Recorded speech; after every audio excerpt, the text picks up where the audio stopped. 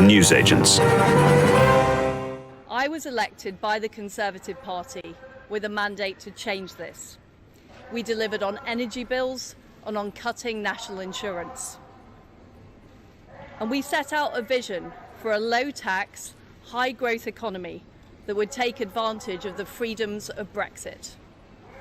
I recognise, though, given the situation, I cannot deliver the mandate on which I was elected by the Conservative Party. I have therefore spoken to His Majesty the King to notify him that I am resigning as leader of the Conservative Party.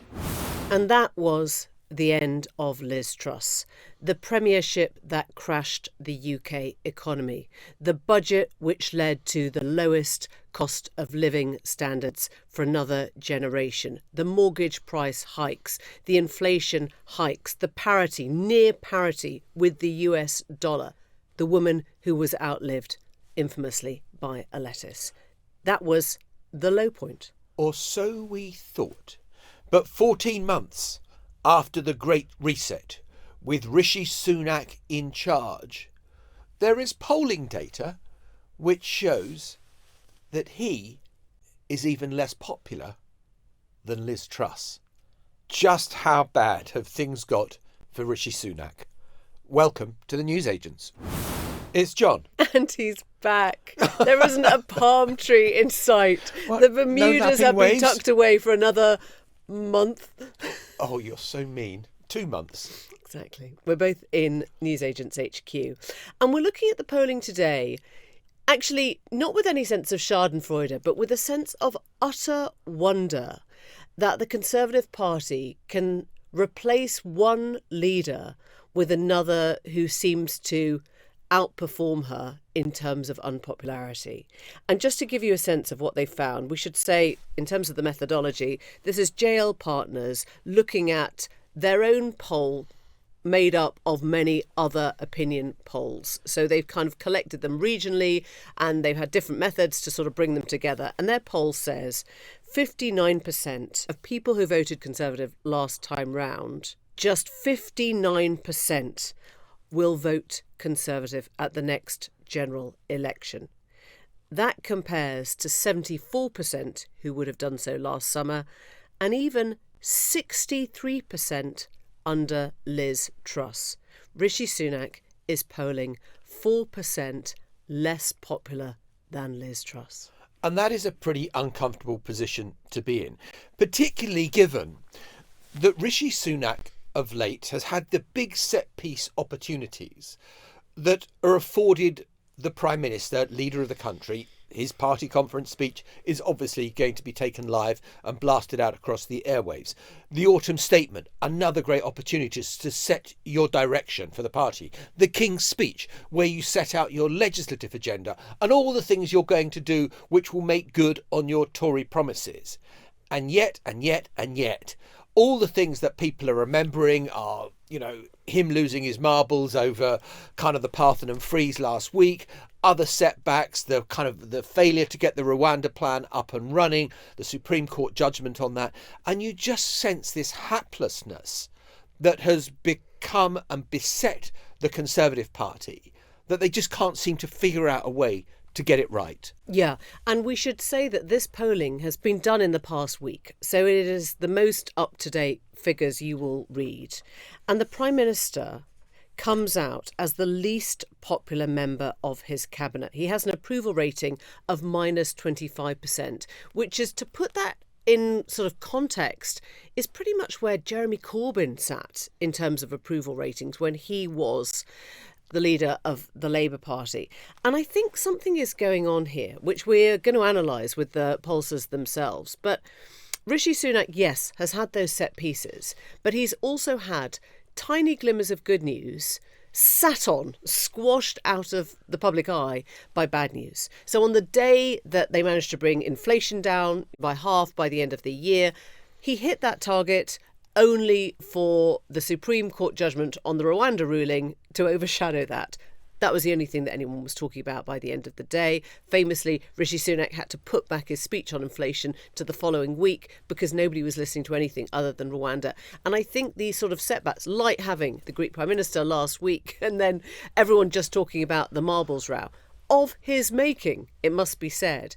But there is a sense that I think Rishi Sunak would feel he can't quite catch a break. He wants to land the conference speech well, but it ends up being about a cancelled policy as opposed to anything new he's saying on smoking or A-levels.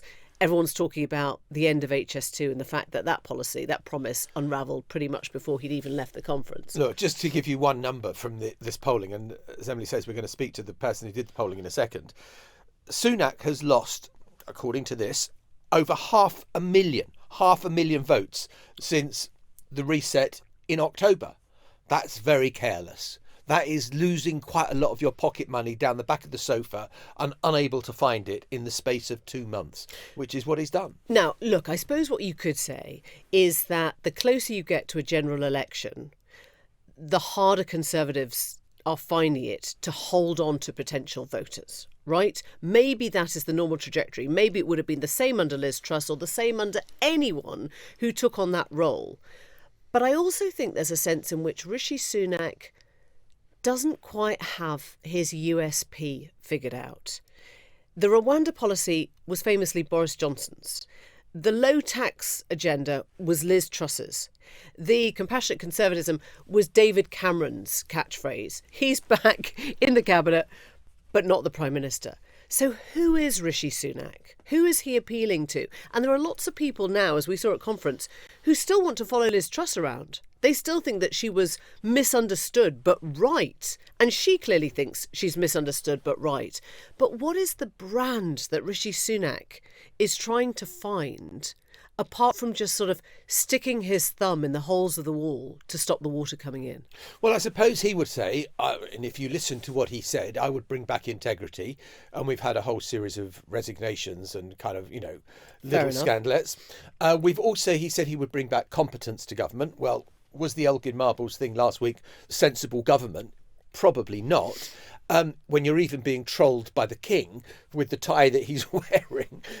So I think that those are the things that he said he would do. And even by that low bar, it looks like he's not getting over them. So let's talk now to Tom Lubbock from JL Partners. He is the L in JL Partners, who've done this sort of aggregated polling as Emily described it. And we've got that right, haven't we, Tom? That in headline terms, Rishi Sunak is less popular than Liz Truss. Yeah, good to be with you, John. That is certainly one takeaway. That's the kind of big, bold headline from this report that we put together, kind of meta-analysis of all the polling from the last 12 months.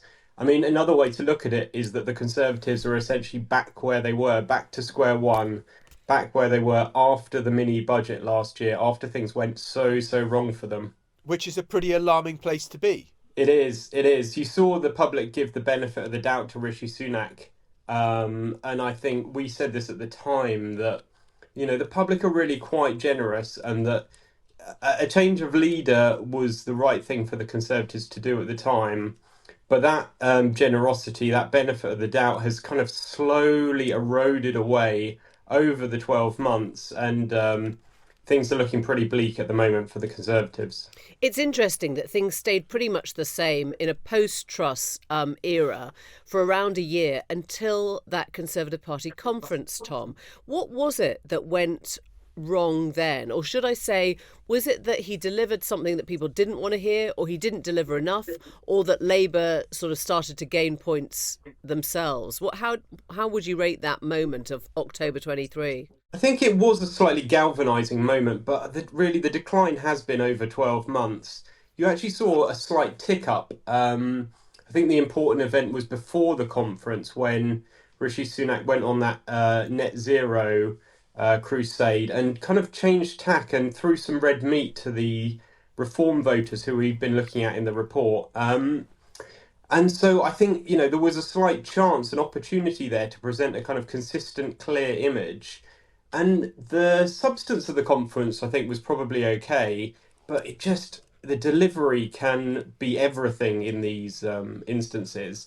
I just don't think they managed to land that HS2 announcement, which could have kind of galvanised the group of voters that we've been looking at, particularly in this report. But what you've said is really interesting, which is about red meat. So actually, every time he does lean into an anti-ULEZ position or an anti sort of green taxes position, or presumably a stop the boats Rwanda position, then he will see a tick up. Is that your sense of things, that reform are the block that is the biggest threat to Rishi Sunak right now? Yeah, so what we call these voters on the right of the Conservatives, the waverers. So the kind of 2019 voters who've since abandoned the party, said they're either going to vote reform or they're sitting on the fence. They're wavering. They might come back. Quite a lot of people who are very, very online have seen the report we produced and are reading into it that reform are going to do really well at the next election or even win any seats. We're not saying that. We're just saying that,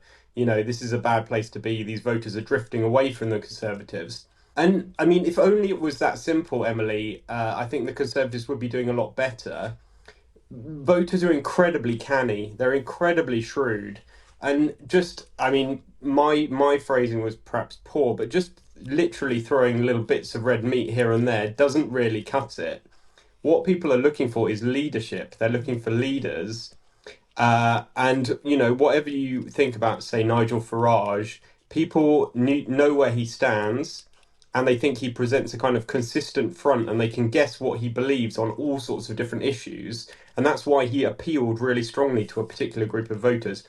And I think that is what Rishi Sunak has been missing, that kind of brand of leadership.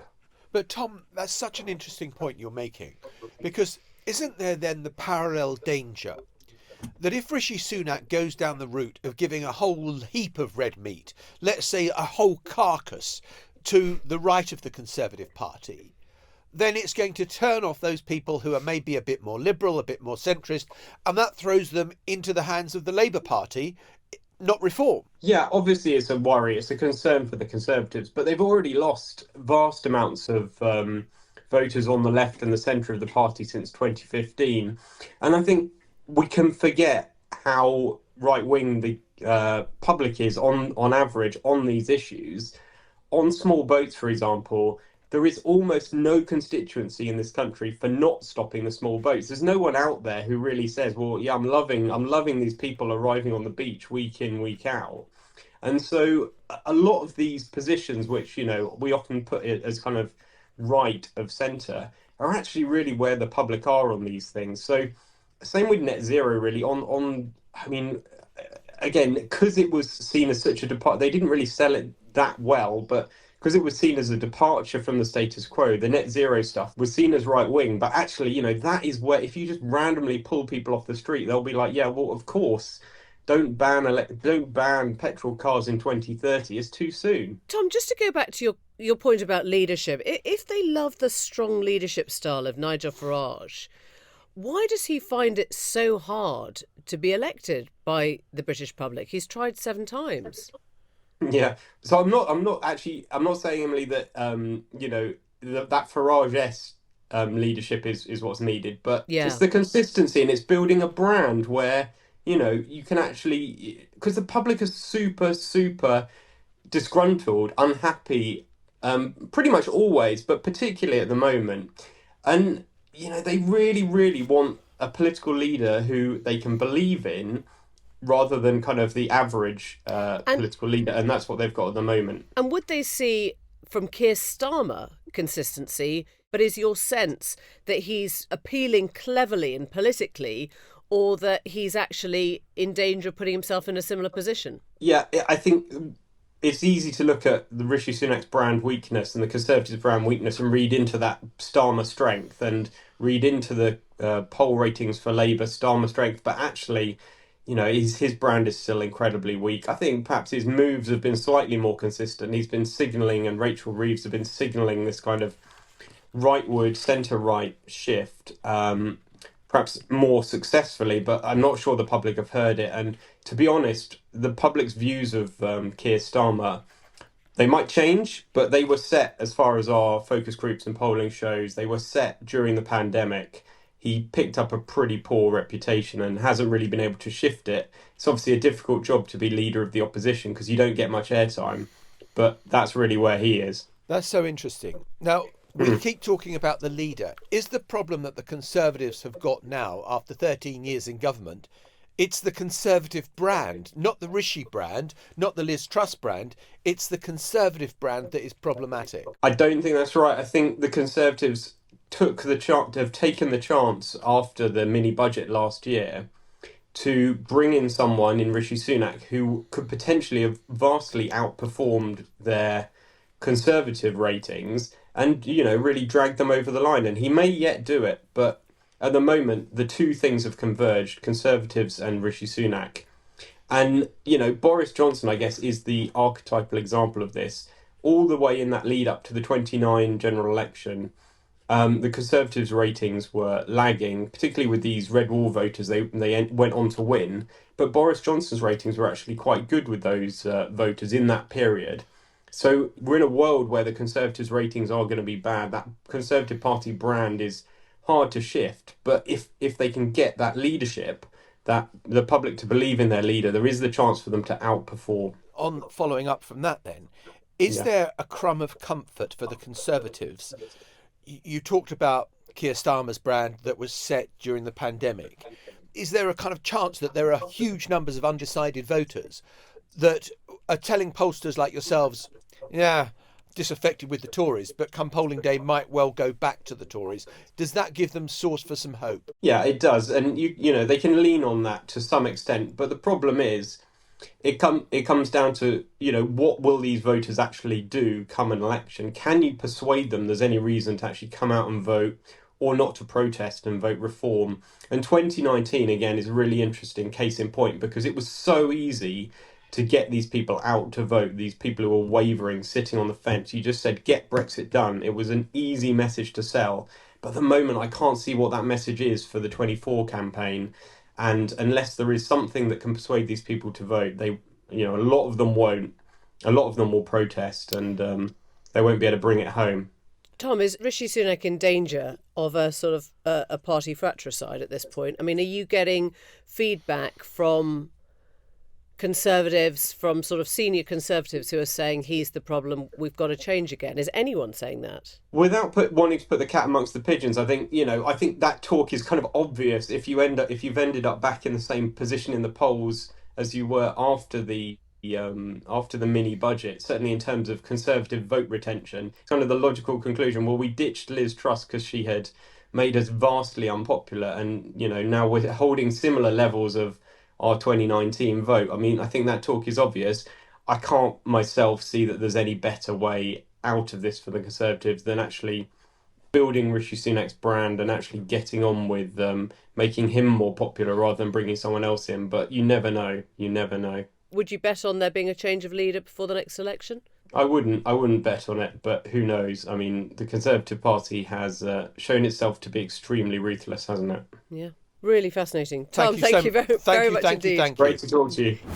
Interesting to hear how cautious but how clear Tom wanted to be on whether Rishi Sunak himself is in trouble, whether there is the potential for people in the Conservative Party to try and replace him. And I guess the thing that made me think of was just before Gordon Brown went to the polls, there was that sort of attempted coup, failed coup, between Jeff Hoon and Patricia Hewitt. Do you remember? Where they were trying to join forces to topple Brown. Never happened. It never came out properly. And Brown went on to throw and lose the 2010 election. But there will always be people in any party who think something's got to be better than this. The history is that the Conservatives are much better at plunging knives in than Labour Party are. I mean, for God's sake, we had the dullest period ever where Tony Blair was Prime Minister for 10 years, 11 years before they got rid of him. And then no one really did challenge Gordon Brown in the end, although people talked about it endlessly. We've had Truss, we've had Johnson, we've had May. There's been a bloodbath. I just wonder whether, if they bring out another corpse, the corpse of Rishi Sunak, knifed by his colleagues again, whether anyone will take the party seriously, that it will just look like they've got a kind of nihilistic bloodlust now and they've lost all sense of governing. I mean, what Tom is telling us essentially is that Rishi Sunak is more likely now to try and work out how to get reform voters on side. And the way he is going to do that will be more of those policies which seem to drive the centre of his party away and speak to the Sopel branch, if you like, whether it's Rwanda, whether it's an end to green energy taxes, whether it is a sort of hardline approach, even on international diplomacy. You know, the PMQs that we heard last week was Sunak trying to berate Keir Starmer for meeting with the Greek PM and suggest that he didn't love Britain enough to say no to the meeting. I mean, it's slightly crazy stuff when you stand back. But isn't there a spectre in all of this? And it's some bloke in a jungle in Australia who hasn't got his mobile phone. He has no idea what is happening in Britain. But him appearing on I'm a Celebrity, Get Me Out of Here every evening, it's just a little reminder to the Conservative Party that Nigel Farage is there and an ever more potent threat. Look, if people are pissed off with Keir Starmer, there's not really a lot of places to go to the left if you feel that he's sold out too much. Whereas Farage is there with reform, and the reform vote is likely to swell. And the polling evidence suggests that since the Conservative Party conference, support for reform is ticking up and up and up. And that is a real worry for the Conservatives who think, oh my God, we are being outflanked and we are losing, hemorrhaging red wall support to reform. One thing I'd say about that is we don't know that reform only attracts Conservative voters. Sure. Actually. And I think in the way that the Brexit Party seemed to speak with people who are pissed off on the left, quite frankly, as well as on the right, reform is sort of revisioned now in the same way I think that, you know, Marine Le Pen has revisioned her party in France, which is of the economically dispossessed from the left as well as the right, right? So I think there is an argument for anyone who feels socially conservative or that feels the government's let them down or feels that they haven't got the right standards of living to be thinking about reform, whether that's from a Keir Starmer vote or from a Rishi Sunak vote. But I think the trouble is with this, that Rishi Sunak has to soon decide. I don't want to go back too far to the tent analogy because that appears way too frequently on this podcast, but is Nigel Farage invited in, cosied up to? Because don't forget, Boris Johnson actually cut a deal, right? In 2019, he actually cut a deal with the Brexit Party that they would not stand, which is why his 80-seat majority was so generous. He didn't have that wing to worry about. So does Rishi Sunak now say, as he's kind of implied, oh, we're a broad church, anyone's welcome, Nigel Farage can join the Conservative Party if he wants to, or does he say, we are not the party of Nigel Farage? Either way, they're going to lose some voters. I guess all we're talking about is where you'd lose most. I think what's really interesting as well is another bit of polling that's come out today, which is from Conservative Home, which is not the populace as large. This is Conservative supporters who do their polling on who they love and who they don't love. And Rishi Sunak is absolutely getting hammered at the moment in terms of popularity, minus 25.4%, the least popular member of the cabinet against, say, someone like Esther McVey, who's come in, who's got a plus 31.2 approval rating, the fourth most popular member of the cabinet. And you think, well, what has Esther McVey done? She's got the title Common Sense Minister, anti-woke. This is what the Tories want to hear. And so you see that Rishi Sunak has brought back David Cameron. He has got rid of Suella, and that has seen him hemorrhage support within the Conservative Party. So it's not just the kind of wider country. Conservative activists are feeling disaffected with Rishi Sunak. And so he's got to decide, am I the heir to Cameron or am I the heir to Liz Truss or Suella or Boris? And he hasn't figured that out, I don't feel. That same poll from Conservative Home also sees the Home Secretary's rankings, James Cleverly, fall from the top spot to 22nd, which I think tells us how central the immigration, asylum, Rwanda policy is to how Conservative voters think about their next vote. And why I think that is ironic is, in a way, the whole Rwanda policy was set up as a kind of look over there. Boris Johnson, I don't think ever imagined Rwanda would actually work. I don't think he ever imagined a flight taking off with people on it to Rwanda who were being deported, who would never actually enter the asylum system here. I think it was only ever meant to be a complication and a trap for those who opposed it, i.e. the Labour Party. And yet they've got themselves in such a tangle over this now. Boris Johnson, Liz Truss, Rishi Sunak, James Cleverly is now being forced to bet the house on Rwanda, whilst you've got civil servants saying we will not push forward a treaty that could imperil international law, i.e. a break with the European Convention on Human Rights. So what happens if they set this thing up as the impossible dream and they never manage it? Then they've basically told the voters that they failed. Look, the Conservative Party, when Rishi Sunak took over, tried to make this argument. The essay question was, is this more like the run-up to the 92 election when John Major won improbably? Of course, the Conservative Party was saying, yes, we're going to repeat 1992. Or is it more like 96, 97 when Tony Blair would go on to win a landslide and crush John Major? If you look at the polling evidence that we've just been talking about today and compare it to 96, 97 or 91, 92, December 1991 and going into January 1992, Tories and Labour absolutely neck and neck. 96, 97, in December 96, I think Labour were 21 points ahead. In January 1997, they're 25 points ahead.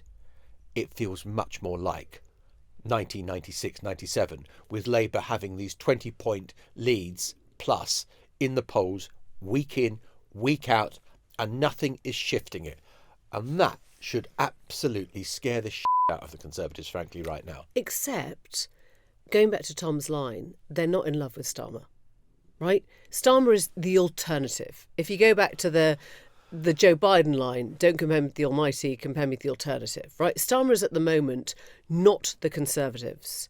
I wonder what he needs to do to cement that deal with the electorate, to cement a deal where people look at him and go, there is strong leadership, not just a kind of not Conservative vote here. In a moment, we're going to be looking at Keir Starmer, the kind of stuff he's saying about spendonomics, securenomics, not spendingonomics, and whether that's going to be enough to reassure the undecided voters that they do like what the Labour Party has to offer. Well, as we're recording at 20 minutes past 2, Keir Starmer is on his feet making a speech that we have been sent already, so we've got a good sense of where this one is going. He's talking to the Resolution Foundation, who earlier heard from Jeremy Hunt, so there are sort of cross-party voices on this particular platform. But he's laying out what feels like a warning to anyone who's expecting Labour to kind of turn on the spending taps.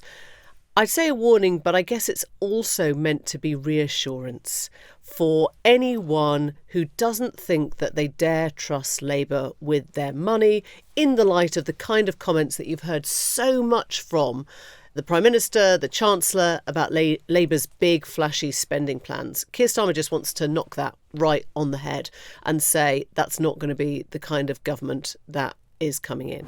Sometimes you have to laugh when they talk about that note in 2010, because the comparison between 2010 and today is instructive.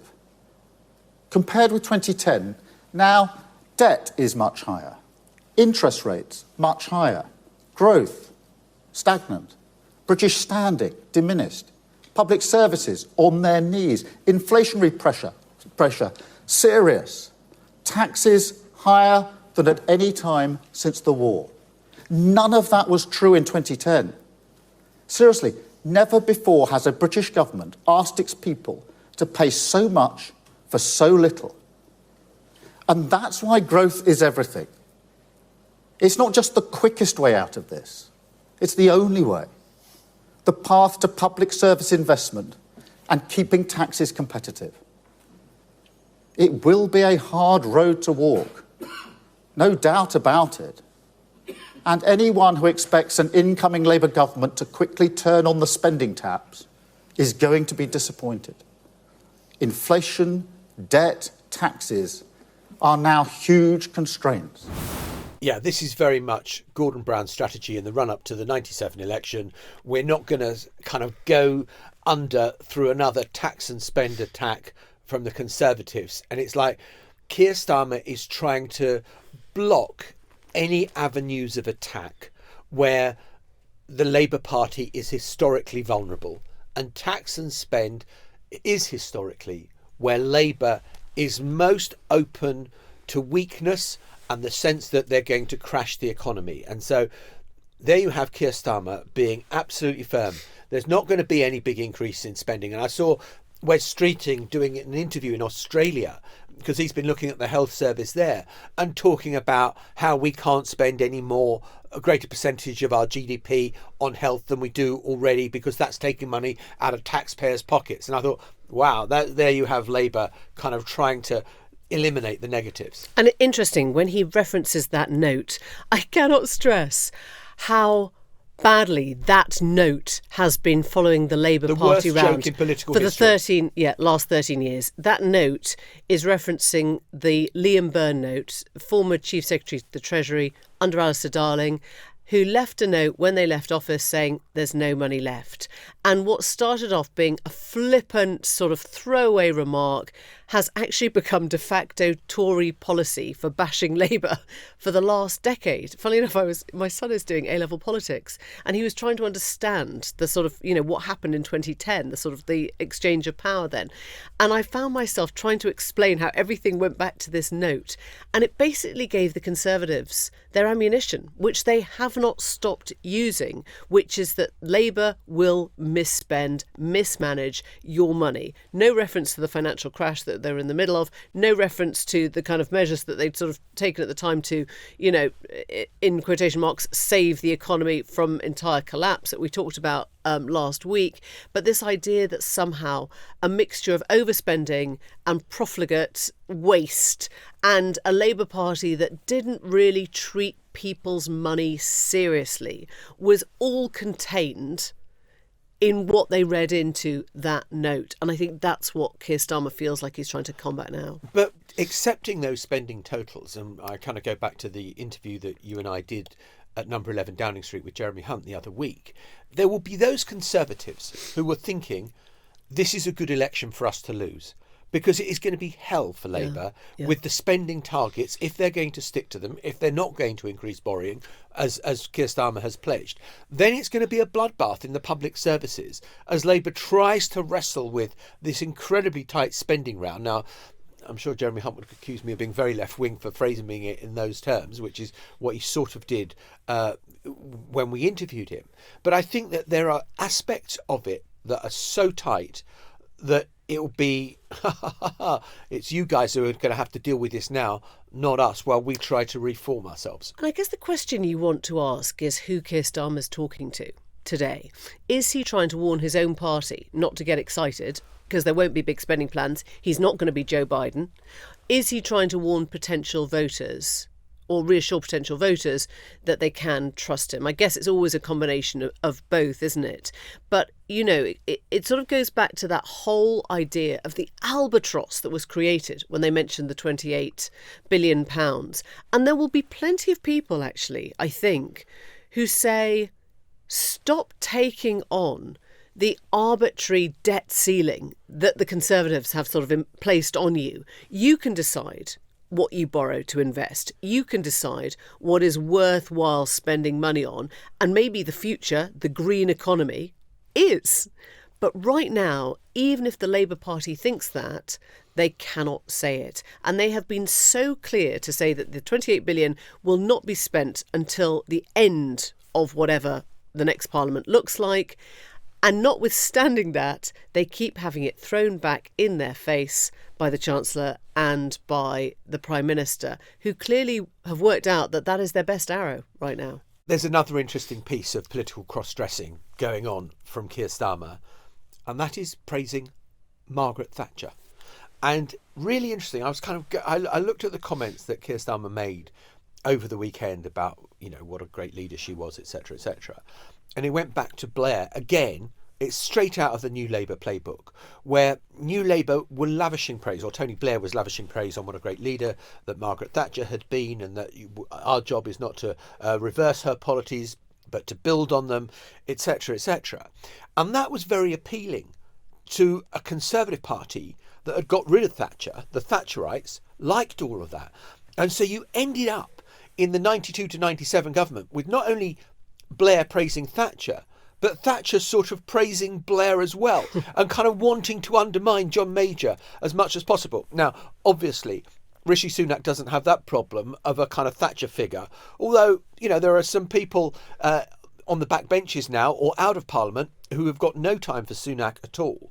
But Starmer is clearly trying to position himself as well to woo the right as much as you can. It's a bit of a grenade, isn't it? I mean, he lobbed that in knowing or hoping it would upset the right people, right? So if he's upsetting, you know, Ian Lavery, former party chairman of the National Union of Coal Miners and Mine Workers, then he's thinking, job done, right? Exactly. Because you're not going to go anywhere else. And I am going to appeal to people who think Thatcher was the best thing since sliced bread. The one area I think it might be problematic actually is Scotland, because Labour is trying to win those seats from the SNP.